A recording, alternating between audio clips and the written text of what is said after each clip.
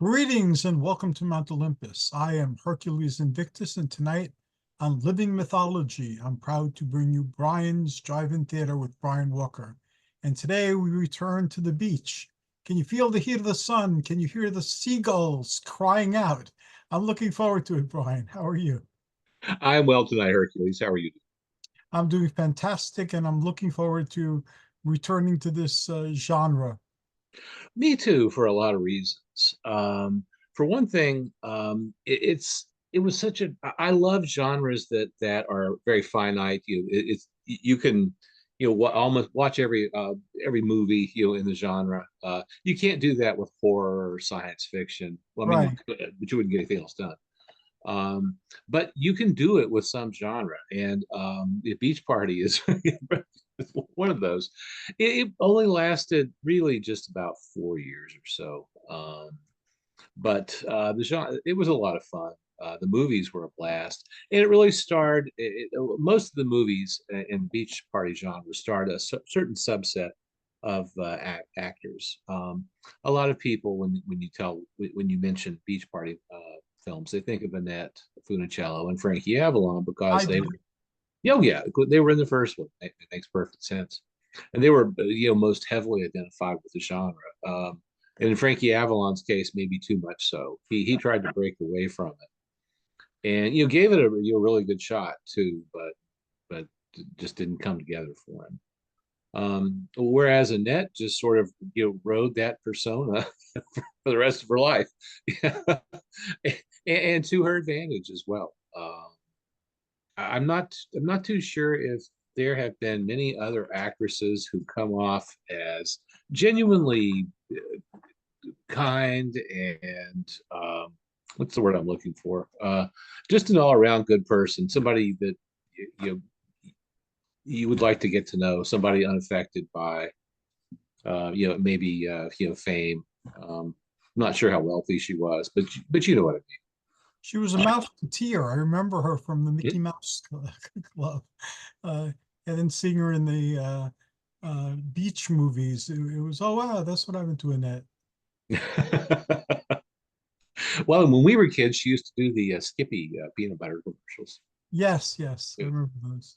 And she was heavily identified with Disney her whole life, even when she wasn't making movies for them anymore. Sorry, Tippy. Uh, she still remained tied to the company in a number of different ways. But that said, there are other actors who were also identified with the genre. Tommy Kirk is an excellent example of that. I know during the last podcast, we talked a lot about It's a Bikini World, um, which was one of Tommy Kirk's movies.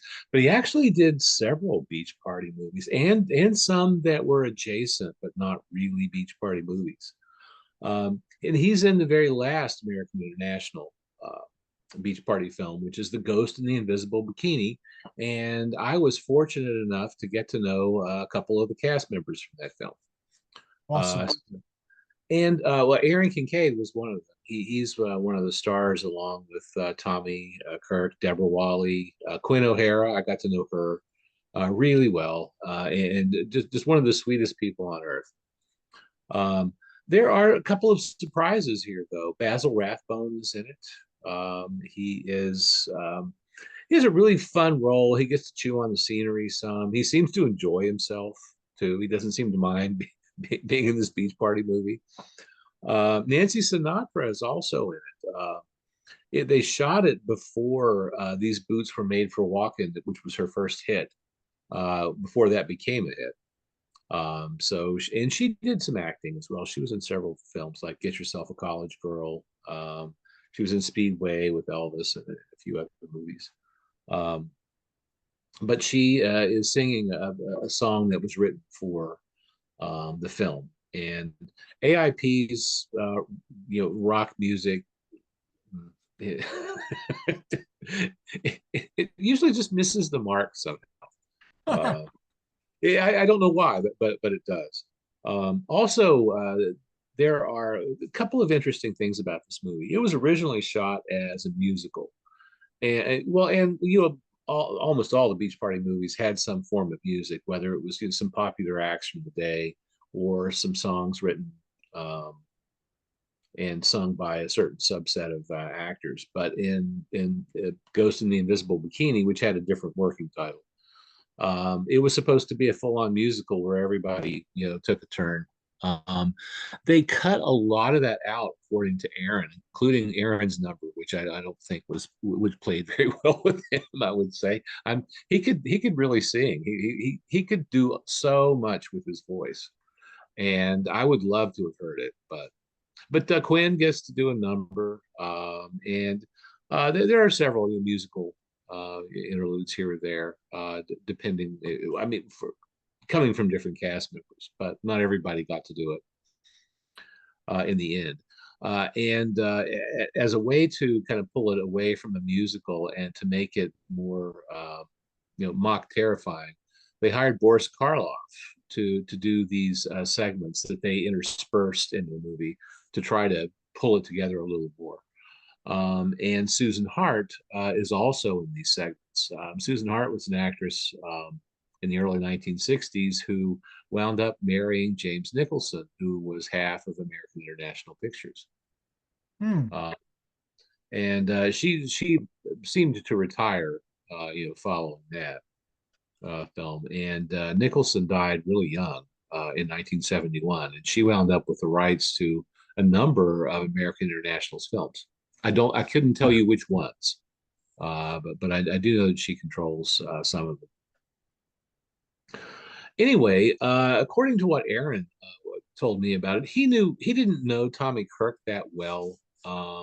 Knew him well enough to interact with him in the movie, and would occasionally meet him later on through life, and they got to know each other better. Quinn knew Tommy very well. And gee, I spoke with Tommy Kirk a couple of times too, and from my own experiences and from what Quinn said, although oftentimes you see a lot of melancholy in biographies of him, he didn't really seem to be such a sad person to me. In the end, he just seemed very, very normal. I know he had some really rough scrapes in life, especially as a child actor. I'm sure his childhood ended when he started making money. And then he was gay on top of it, and being gay at Walt Disney Productions back then probably was not the easiest thing on earth to navigate, especially for a teenager. I imagine not. No, yeah, probably not. But Tommy Kirk made a lot of these types of films. He made some of the adjacent ones, and one of them is a really good movie called Village of the Giants. Now, well, I said really good movie. It's a really fun movie. It's not a really good movie. Let me back that statement up a little bit. It's a really fun movie. It's got a great cast: Joy Harmon, Bo Bridges, Tisha Sterling, who used to be in a lot of the TV movies, episodic TV shows, and she did some films as well. Tisha Sterling was the daughter of Ann Sothern and Robert Sterling, and had a decent career on her own for a while before she gave it up. Johnny Crawford from The Rifleman also appears in Village of the Giants, kind of dressed like you would imagine the kid from The Rifleman dressed as a person in his late teens. It was odd how all that carried over with him. Ronnie Howard from The Andy Griffith Show is Charlotte Doherty's younger brother in it, and he's a sort of kid genius, mad scientist type who comes up with this food additive that makes everything grow. It's a Bird-Eye Gordon movie. So, and Bird-Eye Gordon was obsessed with, giant bugs and things like that. Well, in this movie, you get giant teenagers. And some of the teenagers include Bo Bridges, Tisha Sterling, Joy Harmon. And let me see if I can find, not sure about the other ones right offhand. But the Beau Brummels, they were an American group, although a lot of people thought that they were British invasion, a British invasion group. They did Laugh Laugh. Trying to think of Just a Little. I think they had a few other hits in the mid to late 60s. But they are the musical act that's in the movie. And pieces of the movie appear to have been shot at the Whiskey a Go Go. I'm not 100% sure on that, but it sure doesn't look like it based on some other footage that I've seen of the Whiskey a Go Go. It would make sense. And Tony Basil, who you might remember from any number of things. I mean, I think she was in The Lockers back in the 70s. She's one of the actresses in Five Easy Pieces. She's part of a lesbian couple in it. She did the Mickey song in the early 1980s, the cheerleading. It was very popular. I don't know if you remember that or not. Not so much. No. Now they were giants. They started out as giants, or they became giants. And was They there a became witch they involved? be, they became giants after they ate Ronnie Howard's fertilizer, essentially. I hate it And, when that happens. yeah, it's a fun movie. It's Bird Eye Gordon, so it's completely harmless. And to tell you the truth, he does a pretty good job. By then he seemed to know how to make things look bigger in comparison to other things. And it's pretty well done. It's a lot of fun, and it's the only place you're going to see if you're a Beau Brummels fan. It's the only place you're really going to see any footage of, for the most part. So, and that's an interesting thing about these beach movies.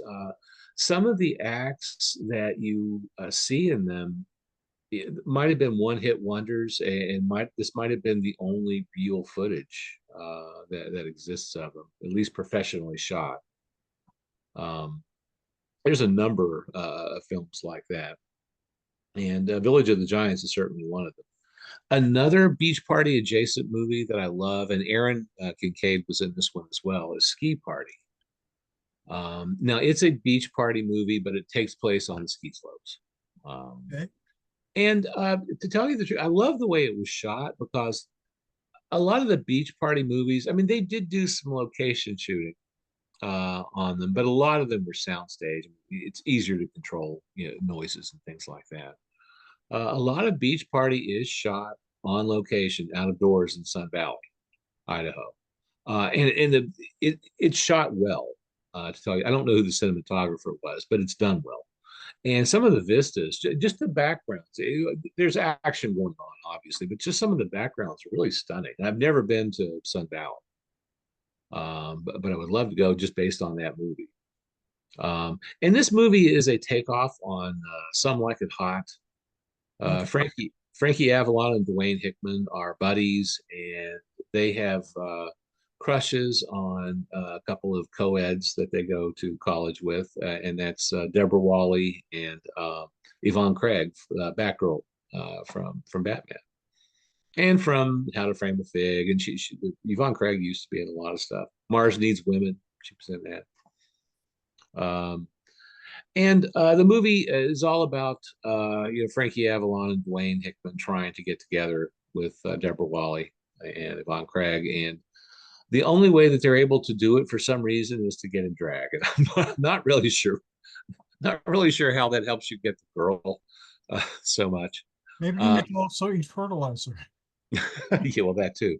Uh, but in Ski Party, Aaron, who is the sort of the campus stud that all the girls want to date, he becomes infatuated with Dwayne Hickman's female counterpart or female persona, I guess I should say, which is completely lifted from Some Like It Hot, and not obviously not done as well as it was in Some Like It Hot, but it's still funny and it's campy. It's played for laughs. It's very lighthearted. A really surprising person, a couple of surprising casting here. Robert Q. Lewis is in the movie as sort of a nervous, tour director. He didn't do very many acting roles. Robert Q. Lewis was more of a television and radio announcer. Did a lot of game shows in the 50s and 60s, both as a host and as a panelist as well. And just odd to see him in this kind of movie. I don't know how I'd love to know how that happened, because, like I said, he didn't really act much. Leslie Gore is my party. Does a number, Sunshine, Lollipops, and Rainbows, in the movie, and James Brown, of all people, appears in Ski Party and Oh, does a number. It's amazing to see James Brown in it. And I was talking with Aaron about the casting, having James Brown in it, and he said that at the time nobody on set knew who he was. That none of the other actors, they were like, who's James Brown? They had no idea because this is 1965. So, I mean, and that is around the time that James Brown started getting really, really popular. Because he said that after they made the movie, I said all of a sudden James Brown was everywhere. But he said that at the time they just everybody was like, who? They just had no idea who he was. Uh, so that must have enhanced the overall quality and value of the film. That when they well, once made well, it. yeah, and seeing an early performance like that from James Brown in this otherwise mainstream movie was really fun to see. And seeing Leslie Gore, I mean, I loved Leslie Gore's stuff. Somewhere around here, I still have her greatest hits CD. Um, and Aaron told me that I think he said that they went out on a few dates, but he said there wasn't any chemistry. She eventually came out as a lesbian. But he said she was a lot of fun. Nothing bad to Aaron usually didn't say anything bad about people unless he really despised them. So I usually just if I'm talking about him, I usually just try to use the more positive things that he would have said about other people. That's a good thing.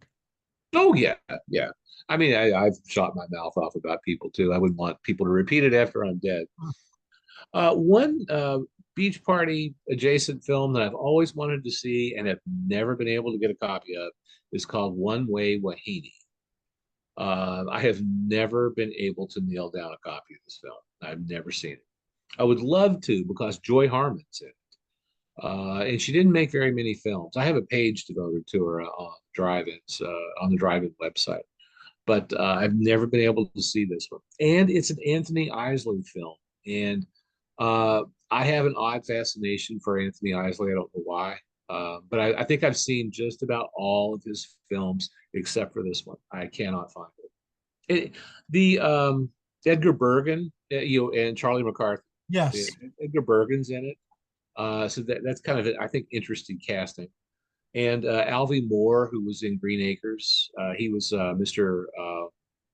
Oh gosh, Hank Kimball. He was the county extension agent on Green Acres, is in it as well. And Alvy Moore actually did a lot of B movie production on his own in the late '60s and early 1970s. He made a few films, a couple of them with L.Q. Jones, who used to be in a lot of westerns. Um, so I like to see that enterprising spirit. People who try to pull a movie together like that because of the work, because they needed the work. And the horror movies that L.Q. Jones and Alvy Moore made are actually pretty good. They're not to be sniffed at. I love both of them.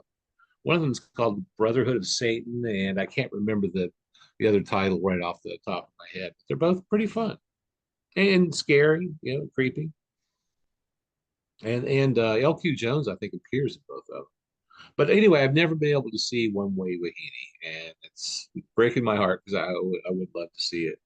You know the plot? I read the plot. I don't remember it. It sounded a little flimsy, quite honestly.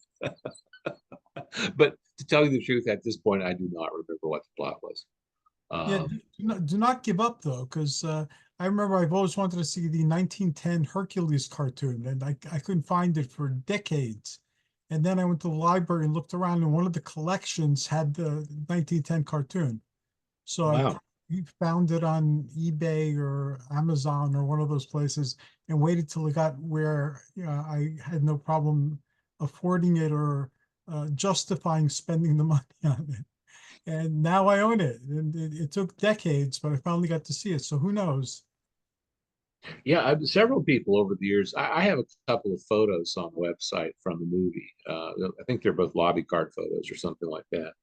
And several people have asked me over the years if I had a copy of it. I do not. I have never been able to find one. I haven't looked lately, though, quite honestly. I probably haven't looked in 10 years or more. You're right. I shouldn't give up. It probably is out there somewhere. Aaron made a couple of other non-American international beach party type films. One of them was called Beach Ball. So the Supremes are in it, so that's really cool. But he stars in it with Ed Burns, who was Kooky on what was it, 77 Sunset Strip? I don't remember. I I remember think, Sunset Strip, but I don't remember the actors. yeah, I think that was the show he was on. And Chris Noel, who gosh, did a number of pictures in the mid 60s, was on Armed Forces Radio during the Vietnam War in the late 1960s. She's in it. Yeah, beautiful actress. Robert Logan, who passed away just, I think, a couple of weeks ago, is in it, and Brenda Benet. The musical acts include the Righteous Brothers, the Four Seasons, and the Supremes. Um, and just an interesting collection of mid 60s musical acts that you'll find in a lot of these beach party movies. A lot of fun. Do you know if they had a collection like Mills Creek of all the beach party movies and all the adjacent movies? Because they used to collect genre films. Some of them are very adjacent or very loosely connected to the genre. Like they put the Hercules movies in with science fiction, Mm. some of their collections. But do you know if they put one out for these type of movies? That would be hard to do because there are so many different copyright holders uh, Okay. on them. The American International Beach Party films all made it to DVD at some point. I think some of them are out of production, however. The knockoffs are really hit or miss. Some are not available or were not available, at least initially, the last time I looked, on DVD. And the last time I checked, Beach Ball, which was Aaron Kincaid's movie, was not available. And his other beach film, which is The Girls on the Beach, which is a Beach Boys song, I is kicked not. myself in the butt because in Pennsylvania, when we lived over a decade ago, in the Kmart bargain bin for DVDs, Hmm? they had three thick collections of all the AI movies, the American International movies. Hmm. I was thinking of getting them, and they were only $5 a piece. But I was like, nah, I'll pick them up some other time. Of course, the other time they ever came, they were gone. But I know that those were collected. Hmm. Um, there are a number of knockoff beach party movies. The like I said, there's two that Aaron was in. They're not available. I used to have access to a DVD burner and printer, Mhm. and you bought these printable DVD discs, and after you burned your program on it, you could print your label on it. And it wasn't a paper label. I mean, it was directly printed on the surface of the DVD. And I did a couple for Aaron. I did one for Beach Ball, and I did one for Girls on the Beach because he didn't have copies of them. And as much as I could, I used to be a halfway decent graphic artist. And as much as I could, I did DVD covers and cases for him as well, so that it looked professionally produced as Well, much as I could do it. Well, you design your logo, and that's a great logo that has stood the test of time. It's an oldie. I did that a long time. It's a testament to your graphic art. Well, and I tried to use the poster art from the film, for him as well. He really wanted to see them and just had not, seen them in decades. And I was happy to make copies for him and take them to him. Yeah, that was very good that you were able to do that because Mhm. He I know loved them too. He really seemed touched by it. It made me feel good to do it for him. Yeah, back in the day, people used to give me recordings of my shows that somehow I didn't have a copy of them. They were done in studios, and there was the airing copy, which I didn't always get back from the studio, and so people used to give them to me. I thanked them profusely. Now, have you ever seen a beach party at J? Well, it's a beach party movie. It's called Ride the Wild Surf. I've heard of it, but I haven't seen it. No. Okay, that one's really interesting because the actors in it are older than what you typically saw in most of the beach party movies. Um, Rarely did you get an actual teen in one of these. Donna Lauren, who was in a few of the AIP movies, is an exception there because most of these people are in their 20s. Well, in Ride the Wild Surf, a number of the cast members are in their mid 30s. I mean, they're beautiful people though. Barbara Eden is one of the girls at Ride the Wild Surf on the beach. Now, Shelley Fabares would have been probably 20 years old or so here, so she would have at least been, you know, roughly, in the hunt age wise. Tab Hunter is in it. He's one of the beach guys, and Peter Brown uh, is also in it. And there again, I mean, it's interesting to see you have this many middle-aged people on the beach. Were they But the supposed to movie be is really, teenagers? hmm? Were they supposed to be teenagers? Because that Well, happens. I don't think they're supposed to be mid 30s, but it's never really explained. But Okay. it's kind of it's an interesting one. Now that said, to tell you the truth, I think it has probably some of the best production values of any of the beach party movies. So, and these people were seasoned actors who knew how to emote when necessary. They knew how to read a line and actually move, around. Whereas some people can recite a line, but they can't do anything else. And I think that probably adds quite a bit to the movie. For some reason, they bleached Peter Brown's hair, so he went from somebody who looked very brunette to somebody who looked very brunette but with a bad bleach job. So it's a little disconcerting. I don't know why they did that. I guess to make him look different in the movie. I'm not really sure, but the movie's pretty good though, and a lot of fun. And it used to be available on DVD, but I'm not sure if it is now. I don't really know. Do you know if, because people who enjoy certain types of films, there are games that come out that basically allow people to vicariously experience the setting. You know if there are any like Milton Bradley beach party uh, games or, or something like that? I don't know if the genre ever spawned anything like that, or I've never seen any lunch boxes or anything like that.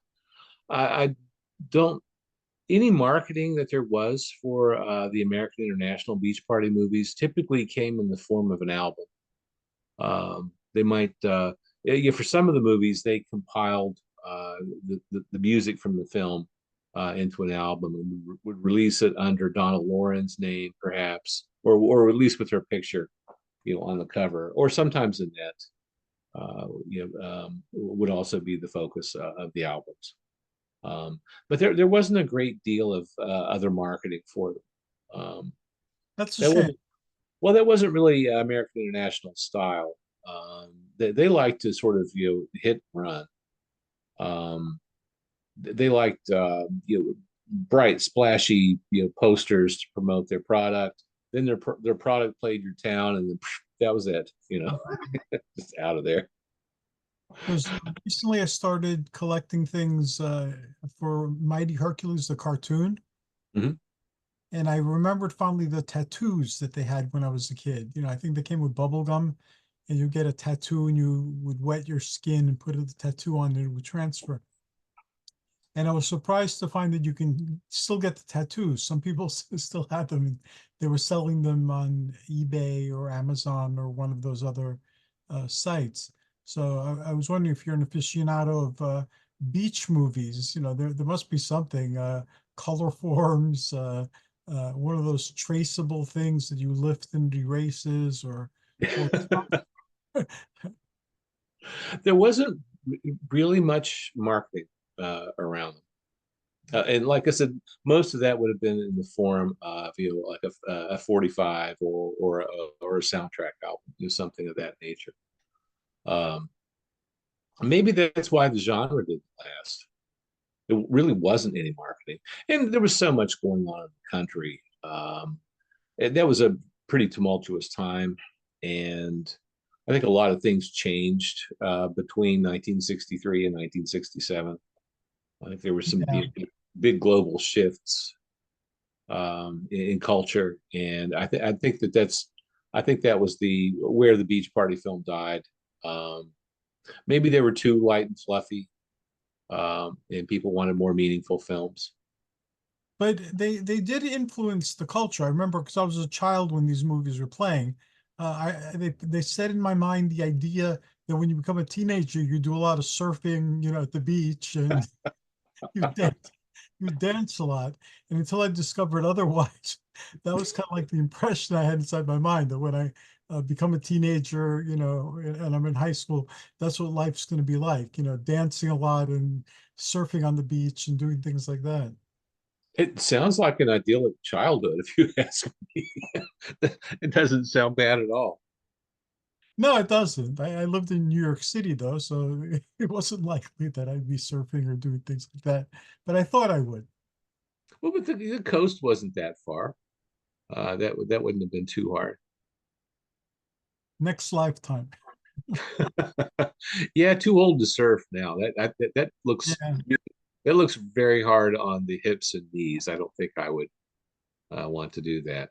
Aaron once told me that he had actually surfed, Wow. and he said that one day he realized how dangerous it was, and he just never did it again. So I don't know if he had an experience or if he just had a premonition or something like that, but he just said that one day it was done. He never touched it again. I don't know why. I find it's good to respect such premonitions, such warnings, especially. Yeah, yeah, don't tempt fate.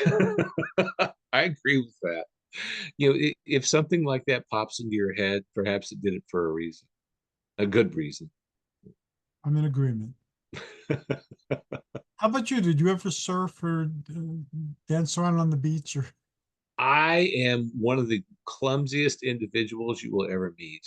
I have two left feet. I've never got anywhere near a surfboard. It looks like fun. Mhm. We watched a movie last week. It was a Riff Tracks movie. It aired in the theater here, called Point Break, which I'd heard of but I'd never seen before, with Keanu Reeves and Patrick Swayze. They're surfers in it, and there's a murder. There's he's in it. Keanu Reeves is an FBI agent. I mean, well, anyway, and he has to infiltrate this band of surfers who are robbing banks, essentially. Remember the commercials for that? I didn't never saw it, but I remember the commercials. Well, I never saw it either, but the surfing scenes in it are really, really well done. It's a lot of fun to watch from that respect. Um, and the movie isn't, it's not horrible. It's also not a great film. I looked it up on IMDb, and IMDb gave it a 7.3 out of 10. And I'm like, ooh, that's kind of high for this movie. It's Nice. it it's not a great movie or anything like that, but it was entertaining enough. So I got the feeling though that some of the actors, I don't know why they had put them in. I don't know why they had cast them in the movie, because they didn't have a whole lot to do. Lori Petty stuck out in this for me. Initially, she's the one who teaches Keanu Reeves. She doesn't know he's an FBI agent, but she tries to teach him how to surf. And I thought there would have been more to all that, and it just turns into this love story. And I'm like, that's a cheap cop out. Make this more interesting. You know, Hmm. but they didn't. They took the cheap cop out. Were there any gun battles while he was surfing, or was he chasing other surfers Oh, or bad guys? as a matter of fact, yeah, there's a body count in this. So yeah, yeah, it's I imagine that was exciting, surfing, the big waves and and then having. dodging bullets at the same time. The movie was fun. It held your attention for like 95 minutes or whatever it was. It was okay.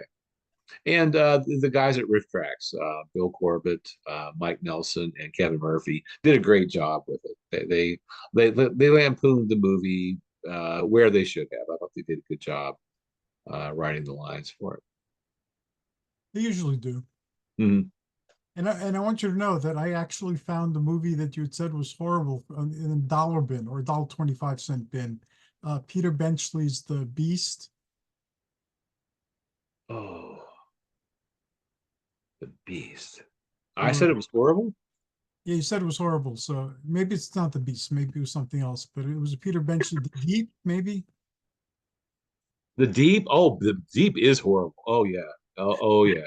So now I want to check out how horrible it actually is. For $1.25, how can I resist the temptation? The Deep was $1.25. Really, Yes. because that was a blockbuster. I mean, that was a big picture. I think that was what, 77? I didn't read everything on the box, but when I saw it, it was shortly after we had done our show where you talked about it. So Mm-hmm. it's like, oh, I need to see this.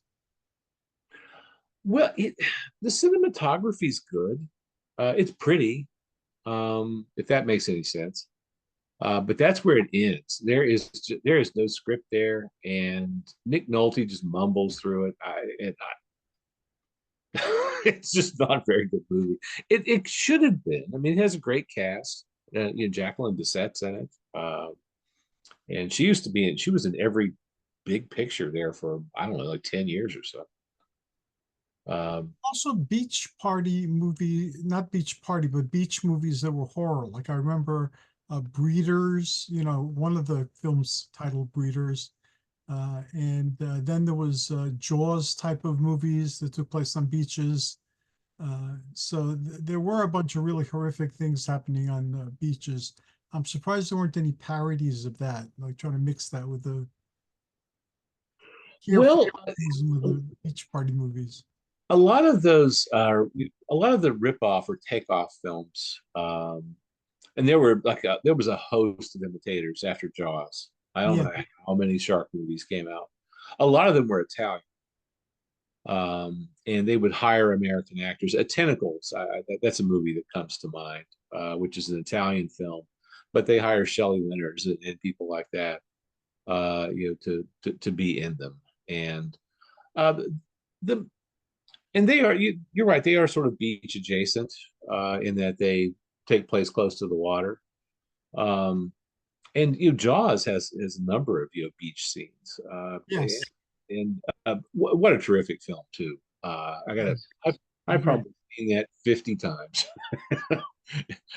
once a year since it came out, and it blew me away as a child when I saw it. And we saw it in the theater a few years ago as a Fandango event at one of our local cinemas, and it was a restored print. It looked beautiful. Was so great to see it on the big screen again, instead of at home. I remember when that played. I love the beach because I'm Greek, and you're right. We did have some beaches not that far away, train ride away, Mhm. Orchard Beach, and nobody wanted to go in the water because of Jaws. So I didn't like that. So I went to my local fish market and found out if they had shark. So while that whole thing was going on, I made sure that I ate shark at least once a week.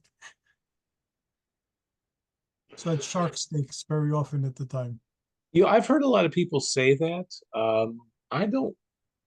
I don't ever recall that as a big deterrent for me. I lived in Florida, for a while. Shark attacks were. It, it sounds awful at first, but you hear about them so often. After a while, it becomes Yeah. routine. Especially if you live near Daytona Beach or Jacksonville. There's a lot. of shark attacks between those two cities. Have you ever witnessed a shark attack?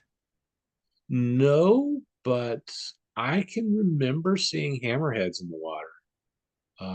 And this was in Panama City.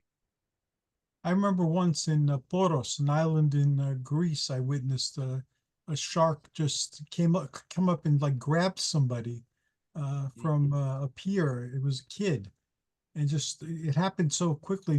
You couldn't tell what was happening, and you had to like reconstruct it. But that was phenomenally frightening. What happened to the child? The shark got him. Oh, oh, He just wasn't even in the just water. jumped up, got him, and Yeah, the kid was fishing, hmm, and the shark came and nabbed him somehow, and saw wow. him, just nabbed him, and Now that does sound like a horror film. oh, it was pretty horrifying. Yeah, I would think. Well, and the thought of one just like instead of you being in the water, if you're on shore, and you're trying to fish, and this shark comes up. Yeah, just grabbed him. It was one of those beaches, like, but they weren't sand into the flat surf. They were kind of like rocks piled near a road that was near a pier, and then Hmm. water was deep, really deep right away. You know, there were rocks there, so you could walk on the rocks, or you could still get wet, but that's where it took place. And Hmm. another time in Lemnos, another island, I was fishing on a pier. I stayed away from piers after a while, but a big fish was coming toward my bait that I had in the fishing line. So I was pretty happy about it. Then I looked, and around the big fish were big jaws. So I Hmm. just threw my line in the water and let the shark get the fish and get the line. But that was pretty frightening too. Yeah, that my only experience though was seeing a hammerhead. I never saw anything.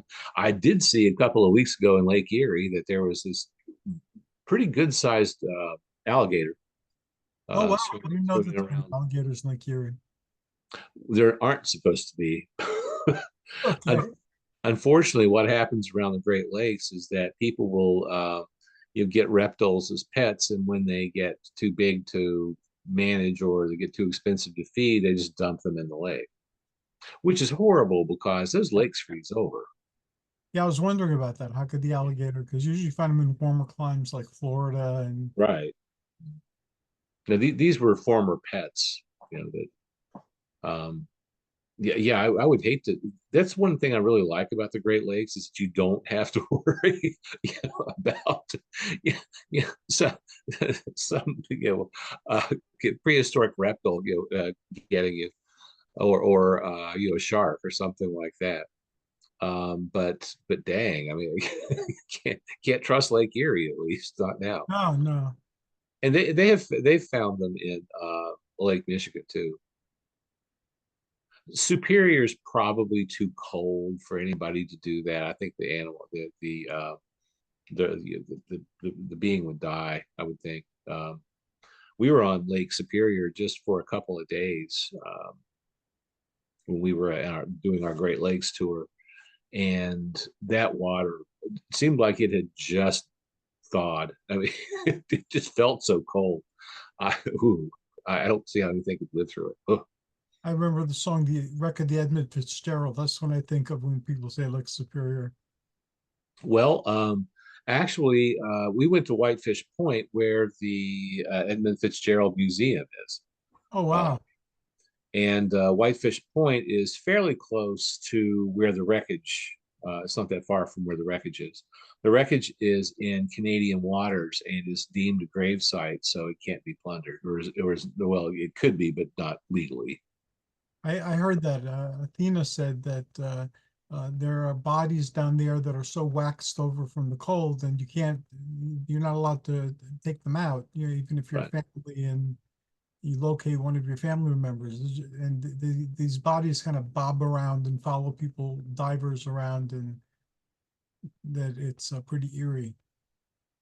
Yeah, that would be. That's another thing about the Great Lakes, especially Superior. Superior is the biggest. It has the most water and it's the deepest. Um, the water's so clear because there isn't all of the ocean garbage, the jellyfish and all the Right. seaweed and all that crap. And it keeps the beaches cleaner for one thing. But the water is just so clear that you can just look down in it and see what's there. And in the neighborhood of Munising, Michigan, they do these glass bottom boat tours, and they will take you over some of the shipwrecks Oh, uh, awesome. in American waters. They won't take you over the Edmund Fitzgerald or anything like that. And these are really old shipwrecks. These are from, I think the newest one was like 100 years ago or something like that. Wow. But it is interesting to see them really well preserved because the water's so cold that you know it's frozen. So I guess it's kept it fresher or something, but but it's frozen so often that the wrecks are really well preserved. It's an interesting thing to see. I'm surprised there were no horror movies made of that. Uh, in the winter, I would think that would be a great setting for a horror film. In the summer, it was beautiful. It was actually hot up, which is weird. It's usually even in the Upper Peninsula in the summers, it's usually low 70s. Very very nice. T-shirt weather, but not too hot. And it was about 15, 20 degrees warmer than that. It was rough. And I specifically brought jeans and a hoodie and all that. Uh-uh. Didn't need them.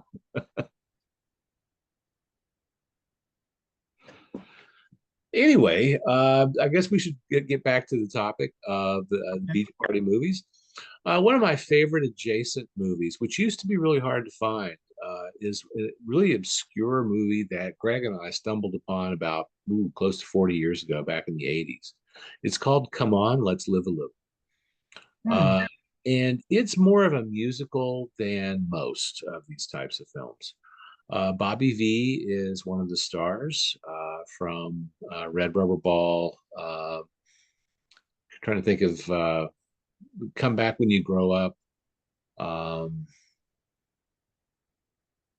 oh gosh, I can't think of some of his other films or some of his other songs. That is Jackie DeShannon, the well-known songwriter who had a couple of hits on her own, and she had an acting career as well. She actually appeared in another beach party film called Surf Party in 1964. Kim Carnes is in it from Betty Davis Eyes, which was co-written, interestingly, by Jackie DeShannon, um, and recorded initially by Jackie DeShannon in the mid 1970s. And it's a musical film. Since Bobby V and Jackie DeShannon were um, popular, during this time, they were cast in the film to try to generate some goodwill among their popularity, and they do songs specifically for the movie. I actually have the one sheet poster from the film, and I have the soundtrack on album from it as well. Um, it's a fun movie. It has a really interesting cast, a bigger cast than you might think. It has people like Patsy Kelly, who did a lot of movies like this, quite honestly, toward the end of her career. Um, it's I'm drawing a blank right now. That's okay. But the movie's a lot of fun, and it's one that you actually can find. It used to play on. It was on AMC several times, and they had a really good copy of it. And I think the copy that we have is from that AMC copy. I don't think it was ever released to DVD. If it was, I don't know anything about it. But like I said, it's a fun movie. It's interesting to see Kim Carnes, years before she finally made it big. And she's not singing in this either. She's just sort of a college campus bunny, I suppose. John Ireland Jr. is in it. son of John Ireland. And I chatted with John, oh golly, this is probably 20 years ago or so, about his father and the making of this movie, which John Ireland Jr. seemed, I don't want to say he seemed hesitant to talk about his acting career, but I don't think he was particularly happy with the films that he was in. I'm sorry to hear that. Well, if it's not working, go do something else, and I think that's what he did. Um, Now, when I was conversing with him, he seemed to take exception. I had said something along, on my website, something along the lines of John Ireland, appearing in a lot of B movies, and he did. He kind of bristled at my calling him a B actor. Although, if you look at John Ireland's IMDb credits, he did a lot of no, he did do a few A pictures, but he did a lot of B movies. But I didn't want to get into him. It was his father. He was very proud of his father's accomplishments. His father was a good actor too. He wasn't just a hack or something like that. But he, like I said, it did make him bristle. I felt bad about it too, but he was a B actor. So. And B, I don't mean to say that he was not as good as an A actor, but he appeared in D movies, and many of them, numerous. So that's why I probably called him the B actor. We're running out of time in today's conversation. Uh-huh. Is it going to be a part 3 to the beach and adjacent movies, or are we done? No, actually, I since the college, since the semester starting up, I was thinking about doing something a little collegiate next time. Okay, sounds exciting. Okay, That sounds phenomenal. great. Well, hey, if you want to check out the drive-in, we have a movie of the day every day at the drive-in. It rotates every day. We also have B movie birthdays and a host of actor profiles from your favorite B movies at briansdrive-in-theater.com. If you want to interact with me on social media, the only social media platform that I'm currently using is Facebook. And you can find me there at Brian J. Walker or Brian's Drive-In Theater. Yes, you can. Brian is great about getting back to people who contact him, and my contacting him led to about a decade of conversation. So, Many years ago, yeah. yes. And Brian has many projects that will come forth during his semi-retirement. I'm looking forward to as well. I'm just trying to pull my syllabus together right. Oh, every couple of years or so, as you know, I revisit Atlantis. So it's one of those times now. We already started a couple of Atlantis reviews, and I'm thinking of asking Bella to come and get interviewed about her Atlantis movie, The Giants of Metropolis. Mhm. So it was reviewed most recently by the scholars from The Edge of Time. But I'd love to talk to her about the movie. I found that I had not just one, not just two, but 3 copies of Giants of Wow. Metropolis. So it's on my watch soon pile. And I'm looking forward to doing that with you. And also, I think it's about time to do another Steve Reeves tribute. So if Oh, you're very interested good. in that, when I contact everybody, I will contact you as well. And let's see if we can make that happen again. Sounds great. Give my love to Greg. And thank you very much for taking me to the beach, making me remember all sorts of things that I've forgotten, and success with all your endeavors. Okay, thank you so much, Hercules. Have a good evening. You too. And thanks to our wonderful audience for tuning in.